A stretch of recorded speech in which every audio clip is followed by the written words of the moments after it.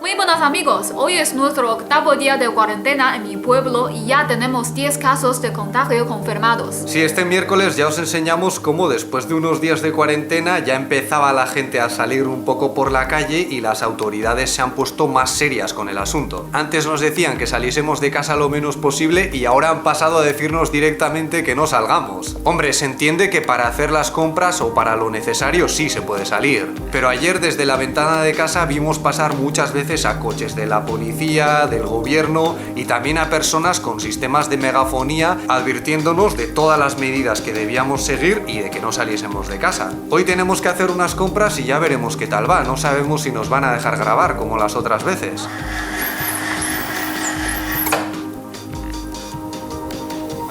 No hay nadie.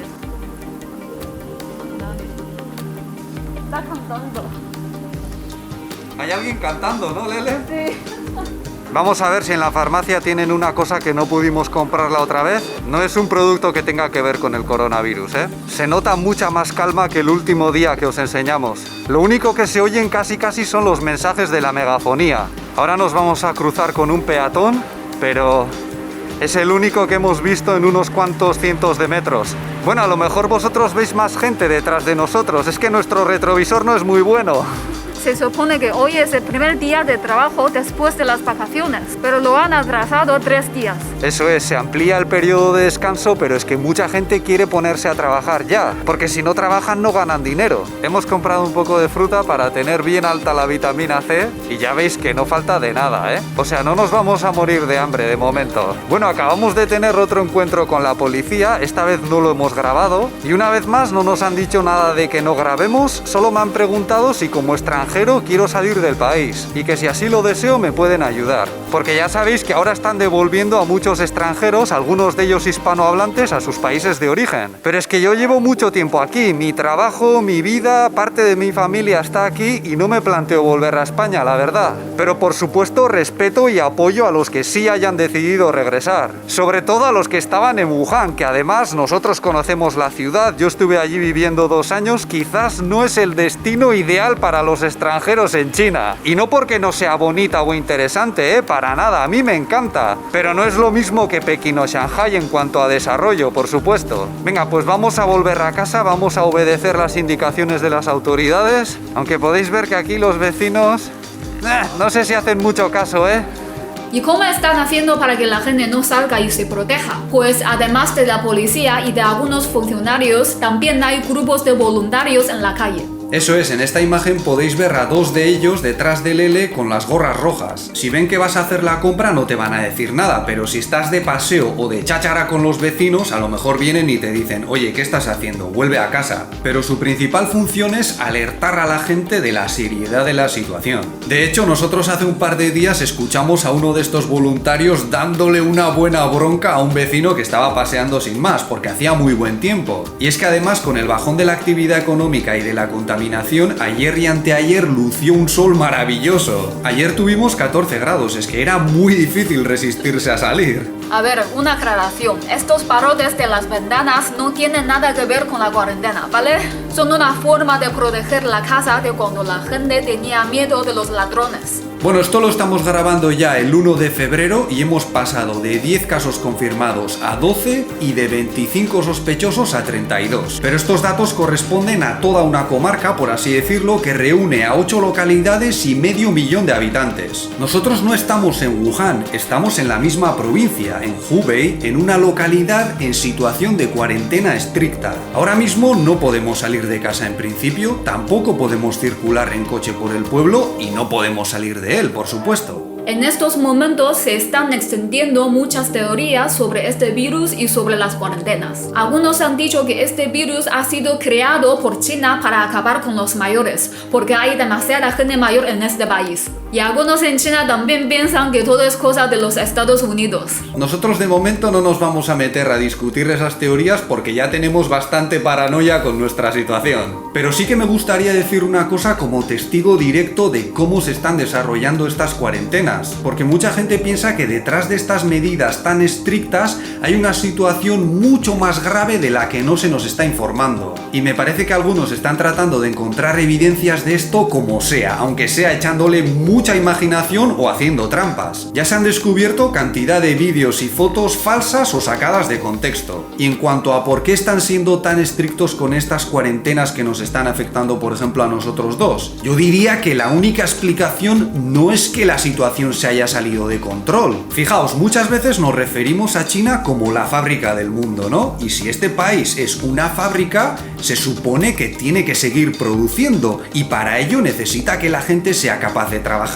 Y las buenas empresas, las que siguen funcionando bien durante muchos años, suelen tener jefes capaces de mirar a medio o largo plazo. Y una explicación bien sencilla para esta situación, pero no la única, ¿vale? No caigamos en reduccionismos, es que el gobierno chino, las personas que están al mando de esta gran fábrica del mundo, han decidido que lo más lógico es sacrificarse en estos momentos, controlar el virus como sea, aunque sea a cañonazos, para volver a la normalidad cuanto antes y seguir trabajando. No lo sé, yo no sé qué opinaréis vosotros. Yo no puedo decir que las otras teorías estén equivocadas. Yo no puedo asegurar que la situación no sea peor de lo que nos están diciendo. Pero sí os puedo decir que aquí, en el pueblo de Lele, en una localidad en cuarentena estricta, no tenemos a gente muriéndose por la calle.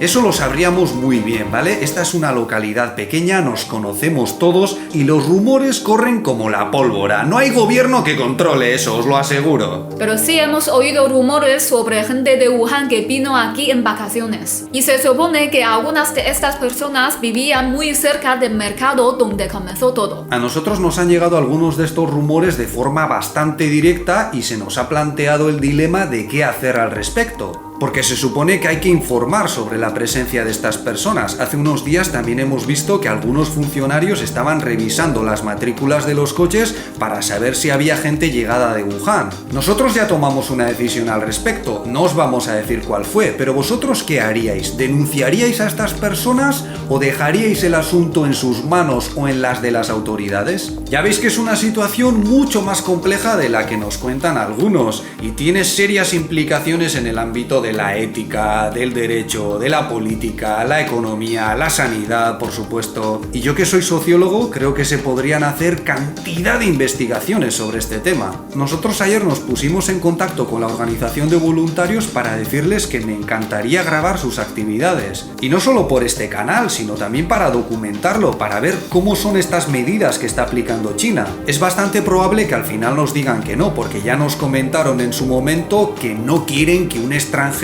que alguien como yo enferme, porque a China le preocupa mucho su imagen de cara al exterior. Tenéis que tener en cuenta que es un país que vive en gran medida de las inversiones del extranjero y que cuando los medios de comunicación extienden rumores sensacionalistas, esto tiene un impacto negativo directo sobre la economía del país. Entonces volvemos otra vez al teorema de Thomas, ¿no? Cuando la gente define las situaciones como reales, si un empresario occidental piensa que en China la gente se está muriendo en la calle, aunque no sea cierto, las consecuencias son reales. Las consecuencias son que ese empresario no va a invertir en China. Hoy es 2 de febrero, tenemos 2 casos más confirmados y en total 39 sospechosos. Además, nos han informado de que las empresas de esta provincia, la más afectada, no empezarán a trabajar hasta el día 14.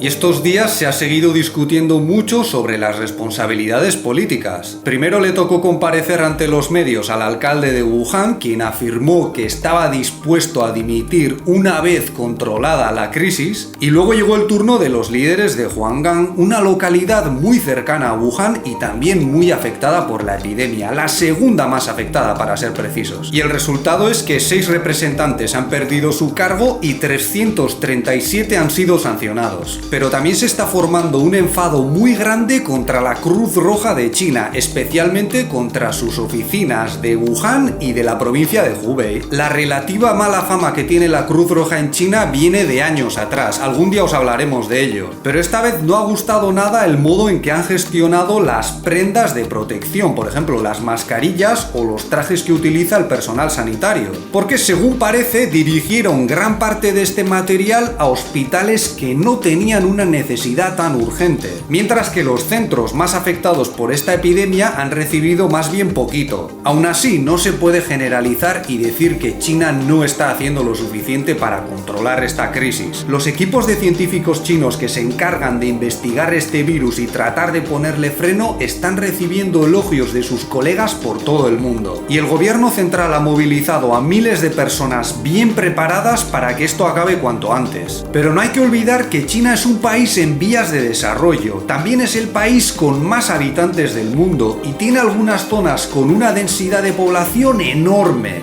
Además, ahora sabemos que este virus también se puede transmitir a través de las partículas de las heces, a través de los servicios públicos que son utilizados por millones de personas en este país. Y nosotros, que estamos viendo cómo se está desarrollando la situación de forma bastante directa, solo podemos decir que la gente está haciendo lo que puede. Vosotros podéis comprobar otras fuentes y contrastar nuestra información. Esto es algo recomendable siempre. Y luego podéis sacar vuestras propias conclusiones y decidir si os queréis dejar llevar por los rumores o por la información sensacionalista, o si queréis apoyar a los chinos, que es lo que deberíamos hacer todos en este momento. Porque si los chinos no son capaces de solucionar este problema ahora, nos va a afectar a todos en cantidad de aspectos. Si queréis apoyarnos con este trabajo, podéis suscribiros al canal, darle un me gusta a este vídeo o ayudarnos a través de nuestra página de Patreon, en la que también estamos publicando contenido. Y nada más por nuestra parte, muchas gracias por vuestra atención y hasta la próxima. Hasta luego.